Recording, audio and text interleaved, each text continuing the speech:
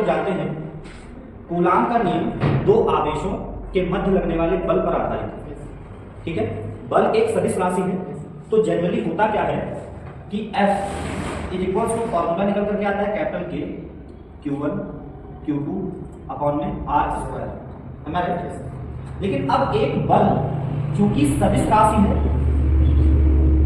इसलिए सदिश राशि को लिखते समय परिमाण के साथ साथ दिशा की भी आवश्यकता होती है, हमारे बच्चों। परिमाण के साथ साथ दिशा की भी आवश्यकता होती है, यानी जो नियम हम ये पढ़ते हैं ये परिमाण के आधार पर तो सत्य है, परंतु दिशा के आधार पर सत्य नहीं है। इसलिए हम लोग आज पढ़ रहे हैं कूलाम के नियम का सदिश रूप क्या होगा। ठीक है, तो मान लेते हैं कि दो आवेश हैं हमारे पास, एक Q1 है और एक Q2 है। स्थिति सदिश दिखाने के लिए, यानी सदिश दिखाने के लिए हमको निर्देशांक की आवश्यकता पड़ती है, जिसमें हमने दो अक्ष लिए हैं, x अक्ष और y अक्ष। इसका मूल बिंदु है हमारा O है, जिसका निर्देशांक है 0,0,0।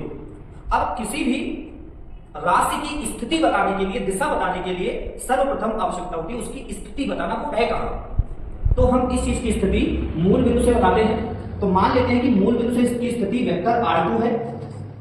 वेक्टर R2 क्या है? आवेश Q2 की स्थिति सदिश। और Q1 की मान लेते हैं वेक्टर R1 है, यानी वेक्टर R1 क्या है? आवेश Q1 की स्थिति सदिश। ठीक बच्चों, अब Q दोनों मान लेते हैं समान परिमाण के सजातीय आवेश है। कैसे हैं? सजातीय है, ऐसा हम मान लेते हैं, दोनों सजातीय आवेश हैं। तो यहां पर Q1 फोर्स लगाएगा Q2 पर, कितना बल लगाएगा? F21। कितना लगाएगा? Vector F21। F21 मतलब आवेश Q2 पर 1 के द्वारा बल, आवेश Q2 पर 1 के द्वारा बल। तो वेक्टर F21 क्या है? आवेश Q1 द्वारा Q2 पर आरोपित बल। Q2 भी लगाएगा Q1 पर बल, कितना? Vector F12। तो वेक्टर F12 क्या है? आवेश Q1 पर आवेश Q2 द्वारा आरोपित बल। अब चूंकि कूलाम का नियम हमने ये पढ़ाया आपको, एक आप SSKC लग रखेंगे, अप्रोच एक है, ये क्या है?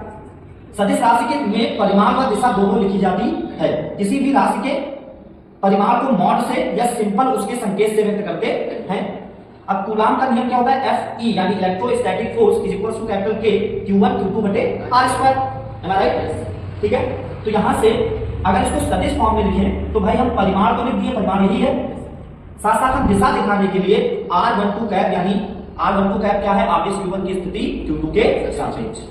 और यही बच्चों क्या है? कूलाम का नियम है।